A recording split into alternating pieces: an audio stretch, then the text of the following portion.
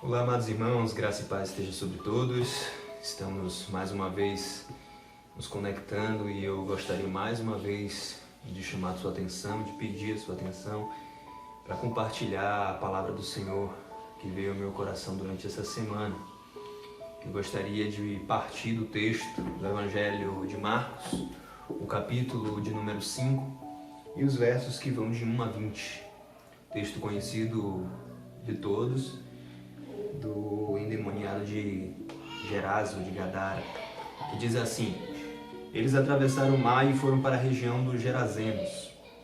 Quando Jesus desembarcou, um homem com um espírito imundo veio dos sepulcros ao seu encontro. Esse homem vivia nos sepulcros e ninguém conseguia prendê-lo, nem mesmo com correntes, pois muitas vezes lhe havia sido acorrentado pés e mãos, mas ele arrebatara as correntes e quebrara os ferros de seus pés. Ninguém era suficientemente forte para dominá-lo. Noite e dia ele andava gritando e cortando-se com pedras entre os sepulcros e nas colinas. Quando ele viu Jesus de longe, correu e prostrou-se diante dele e gritou em alta voz: Que queres comigo, Jesus, Filho de Deus Altíssimo? Rogo-te, por Deus, que não me atormentes. Pois Jesus lhe havia dito: Saia deste homem, espírito imundo. Então Jesus lhe perguntou: Qual o seu nome? Meu nome é Legião, respondeu ele, pois somos muitos. E implorava a Jesus com insistência que não os mandasse sair daquela região. Uma grande manada de porcos estava pastando numa colina próxima. Os demônios imploraram a Jesus: Manda-nos para os porcos para que entremos neles. Ele lhes deu permissão, e os espíritos imundos saíram e entraram nos porcos. A manada de cerca de 2.000 porcos atirou-se precipício abaixo em direção ao mar, e nele se afogou. Os que cuidavam dos porcos fugiram e contaram esses fatos na cidade e nos campos. E o povo foi ver o que havia acontecido. Quando se aproximaram de Jesus, viram ali o homem que fora possesso da legião de demônios, assentado, vestido em perfeito juízo, e ficaram com medo. Os que estavam presentes contaram ao povo o que acontecera ao endemoniado e falaram também sobre os porcos. Então o povo começou a suplicar a Jesus que saísse do território deles. Quando Jesus estava entrando no barco, o homem que estivera endemoniado suplicaram-lhe que o deixasse ir com ele. Jesus não permitiu, mas disse: Vá para casa, para a sua família, e anuncie-lhes quanto o Senhor fez por você e como teve misericórdia de você. Então aquele homem se foi e começou a anunciar em Decápolis o quanto Jesus tinha feito por ele, e todos ficaram admirados. O Evangelho de Marcos foi escrito com destino à comunidade de cristãos gentios. E por isso, no Evangelho de Marcos, ele não tem a mesma preocupação de Mateus em fazer o link entre a figura de Jesus e o Antigo Testamento. Mateus faz muitas citações, isso aconteceu para que se cumprisse o que estava escrito.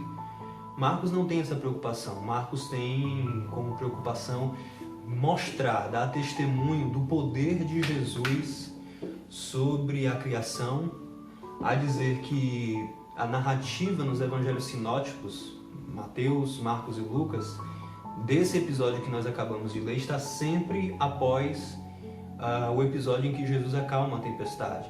Marcos, sendo o primeiro evangelho a ser escrito, tem o objetivo de mostrar que Jesus tem poder sobre toda a criação, não apenas aparente, visível, palpável, mas também sobre os espíritos malignos, que interagem de formas diversas, mas também pouco conhecidas com os seres humanos. E nesse episódio em especial, Marcos está dizendo: Jesus é Senhor.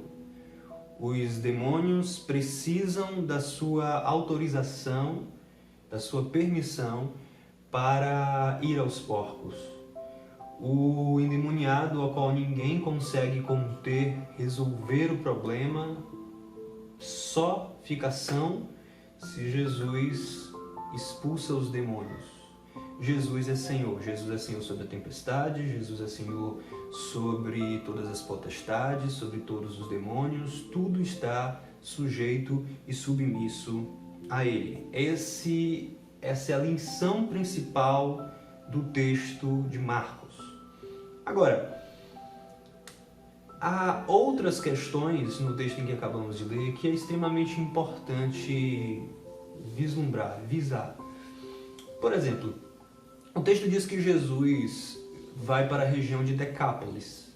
Essa é uma região muito pouco conhecida pelos cristãos, porque sempre quando se fala em Israel dos tempos de Jesus, se fala da região de Judá, né, da Judéia, onde fica Jerusalém, da Galileia, onde Jesus é natural, e de Samaria. Decápolis, como o próprio nome fala, é um conjunto de 10 cidades. Deca, 10, polis, cidades. É um conjunto de 10 cidades originalmente criada por gregos, comerciantes gregos, e que é um anexo do país, da nação de Israel, porém não totalmente habitada por judeus. A cidade de Decápolis, ela é na verdade um conglomerado de cidades habitadas por alguns judeus e também muitos gentios, ou seja, não judeus. O que acontece? Uma prova clara disso é que existe ali uma criação de porcos. Judeus não criam porcos por acreditar que são animais impuros. Então, aquela criação de porcos não pertence a judeus.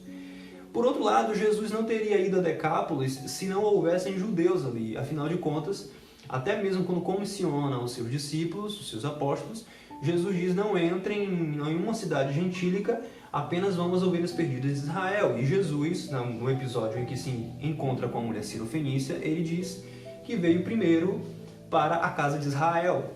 Jesus vai a Decápolis anunciar as boas novas aos judeus que ali estão.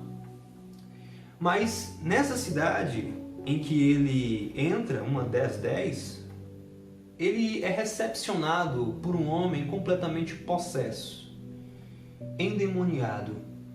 E é interessante que o estado desse homem chama muita atenção. Ele está completamente abandonado. As pessoas que se preocupam com os transtornos que ele pode causar ou se preocupam com o seu estado, né, o estado dele mesmo como ser humano, tentam de alguns artifícios, obviamente não eficazes, para tentar contê-lo. Afinal de contas, diz o texto, que ele habita os sepulcros, ele se corta com pedras, ele está o tempo inteiro se ferindo, né, se machucando, muito possivelmente gerando pânico e terror a todos aqueles que passam. Ele lembra, e não estou fazendo uma comparação dizendo que é a mesma coisa, né? Ele lembra algumas pessoas com transtornos, né, mentais, que às vezes sem nenhum tipo de assistência entram em crises, em surtos, e acabam não por perversidade, maldade, mas muito por decorrência do seu adoecimento psicológico, gerando preocupações, transtornos e medo às pessoas que passam por não entenderem, não saberem de quem se trata. Então isso é muito comum em cidades, principalmente de interior como a nossa. Pessoas que ficam abandonadas nas ruas e por não estarem sendo medicadas acabam gerando certos transtornos e se machucando e às vezes machucando pessoas que passam. Mas o fato é que para a população de Gadara ou Gerasa, ele é um caso perdido, ele é um ser desprezado, ele é um ser abandonado. Se você olhar os versos de 2 a 5, diz que ele vivia nos sepulcros, ninguém conseguia prendê-lo, nem mesmo concorrentes, ou seja, a força desse homem é uma força sobre-humana. Muitas vezes ele havia sido correntado pelos pés e as mãos, mas ele conseguia romper isso e ninguém era suficientemente forte para dominá-lo. Noite e dia ele andava gritando e cortando-se com pedras entre sepulcros e colinas, ou seja, o estado desse homem é deprimente. Esse homem já não vive mais como um ser humano. Esse homem habita muito mais lugares de morte e solidão do que lugares de vida e comunhão. O estado dele é realmente algo preocupante e triste. Só que interessante que quando Jesus aparece, os demônios que ora possuem esse rapaz, eles dizem uma coisa que chama muita atenção. A partir do momento em que Jesus dá a ordem e manifesta o seu poder sobre os demônios, dizendo que saiam daquele homem, eles fazem um clamor a Jesus, pedindo que não os deixe, não os impeça de habitar naquela região. Por que isso me salta aos olhos? Porque passa a impressão, e de fato é, que aquela região é algo extremamente aprazível, confortável aos demônios. É interessante pensar que existem cidades, regiões, lugares, em que para poderes malignos, destrutivos, furtivos, né, é muito mais agradável habitar. E a gente fica se perguntando o porquê. Tendo em vista que são espíritos, não são pessoas. Imagine você que há pessoas que gostam de habitar determinados lugares. Por quê? Por causa do clima, por causa das oportunidades, por causa das possibilidades de convívio, enfim, por uma série de fatores possíveis. Mas para esse demônio, alguma coisa, ou para esses demônios, alguma coisa faz daquele espaço, daquela cidade, daquele local, um lugar agradável de se habitar.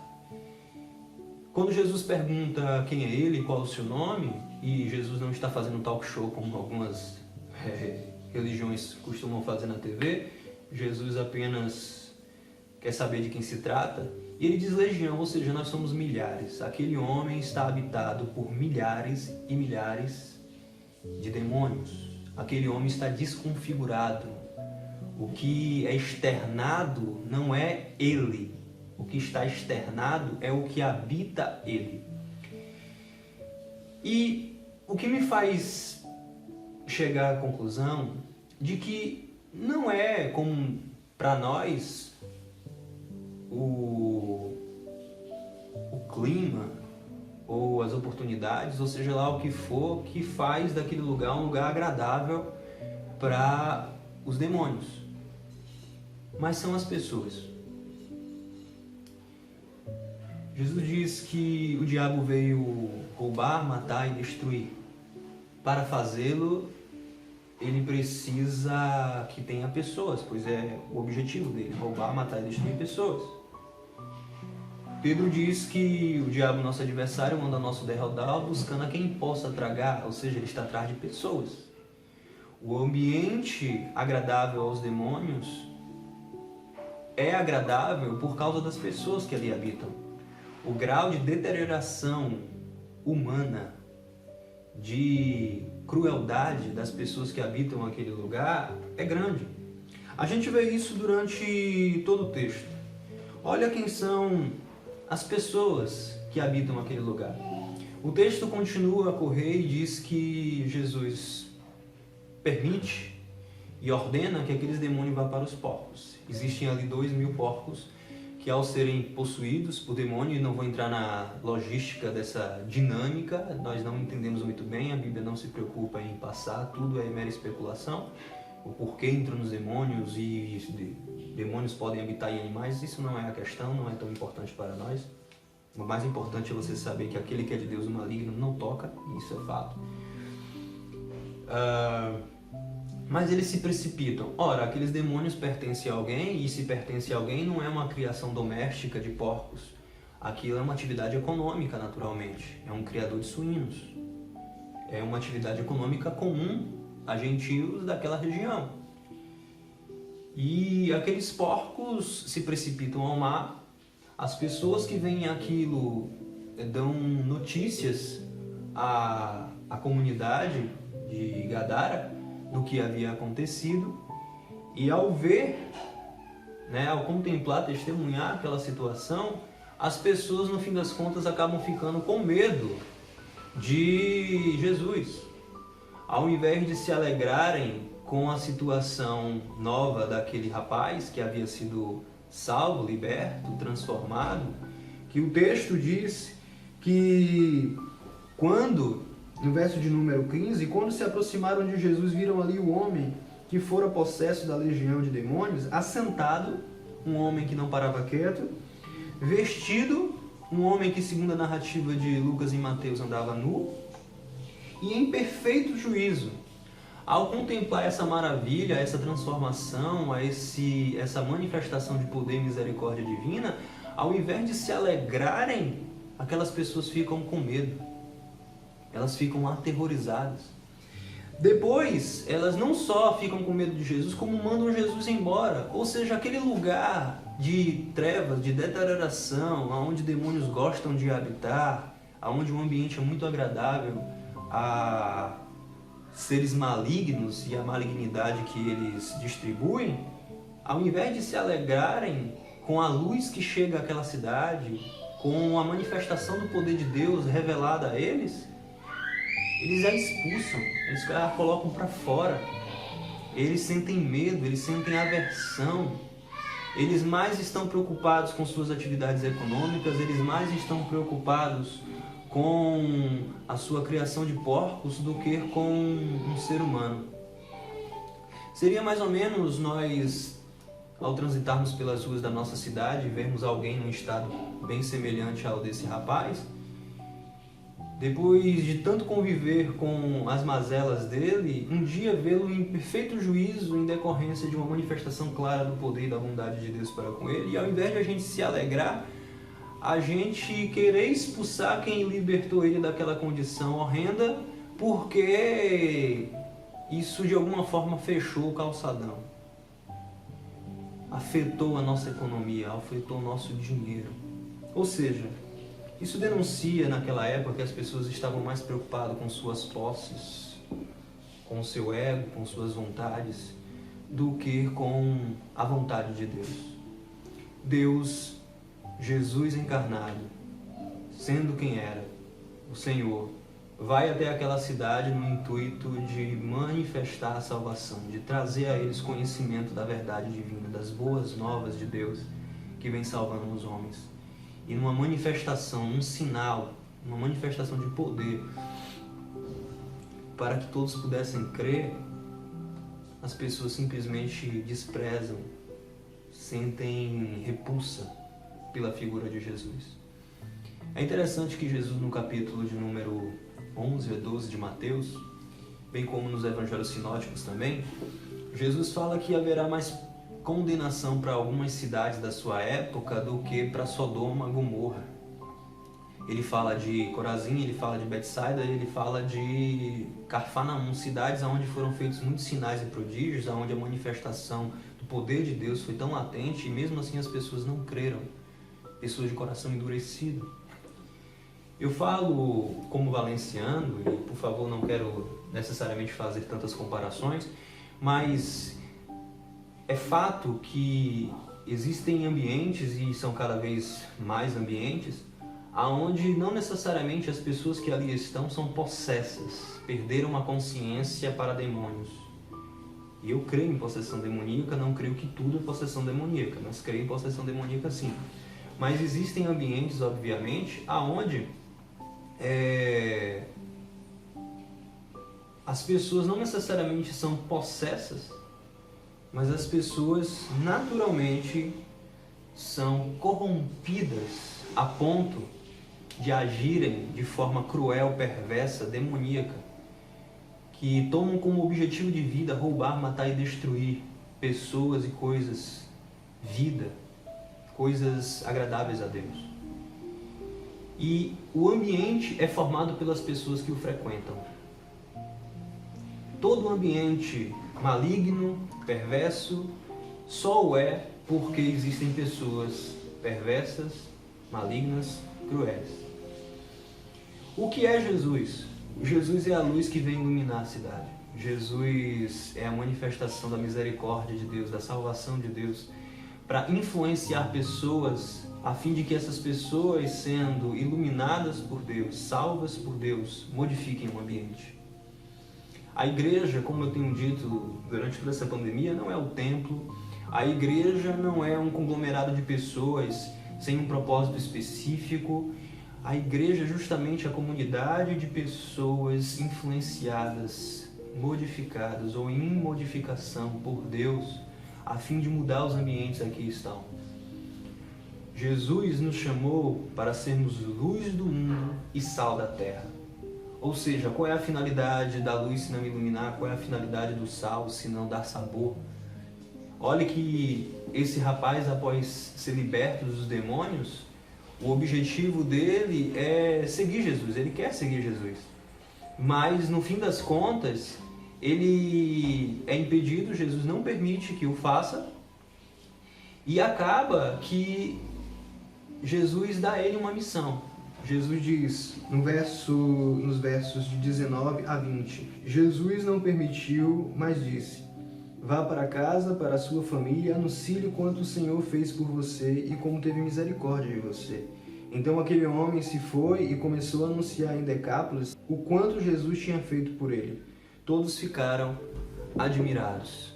Ou seja, esse homem, ao se encontrar com Jesus e ser liberto por Jesus, salvo por Jesus, ao ver a misericórdia e a graça de Deus recair sobre ele, ele é tomado imediatamente pelo desejo de segui-lo, de aprender mais de Jesus, de caminhar com ele, pois foi manifesto o poder de Deus e, ao manifestar o poder de Deus, só um tolo não gostaria de estar mais perto, de manifestar alguma forma de gratidão.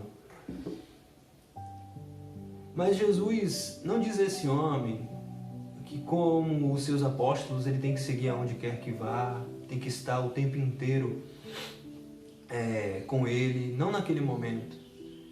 Porque, no fim das contas, nem todo mundo foi chamado naquele momento para ser apóstolo. Jesus escolheu 12.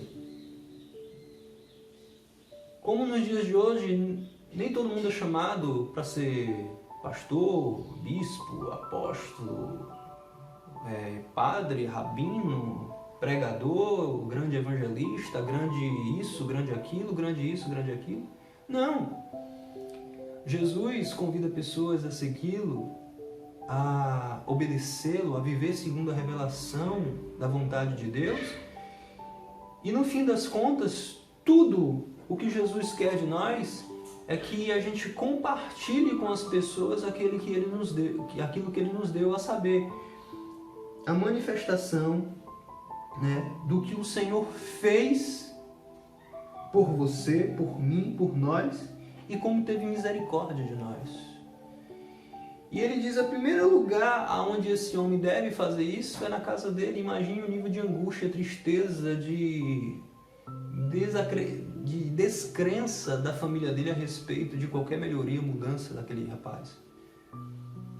Mas de repente aquele rapaz aparece são, sendo ele mesmo, com palavras de esperança, de fé, de alegria, falando de uma forma que todo mundo entende, já não se ferindo, mas se amando, já não causando medo e espanto, mas admiração às pessoas que o ouvem, não apenas na sua casa, mas isso se estende para a cidade em que ele estava.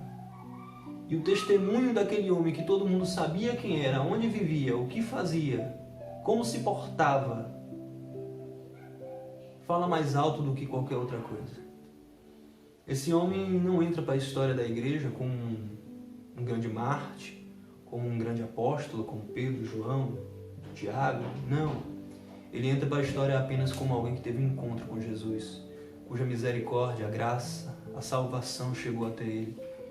Mas o testemunho daquele homem na sua casa, no local onde ele está, traz admiração, faz as pessoas se interessarem pela figura de Jesus, por essa figura divina que habitou entre nós e que tem poder sobre tudo que é maligno, a fim de destruí-lo, destituí-lo de qualquer soberania humana, sobre qualquer posse de pessoas. Da mesma forma, Jesus quer que a gente testemunhe do que o Senhor fez por nós, da quão grande salvação o Senhor trouxe a nós, da quão grande misericórdia, graça, amor, bondade o Senhor derramou e continua derramando sobre nós, a fim de que as pessoas fiquem admiradas e se interessem por esse testemunho.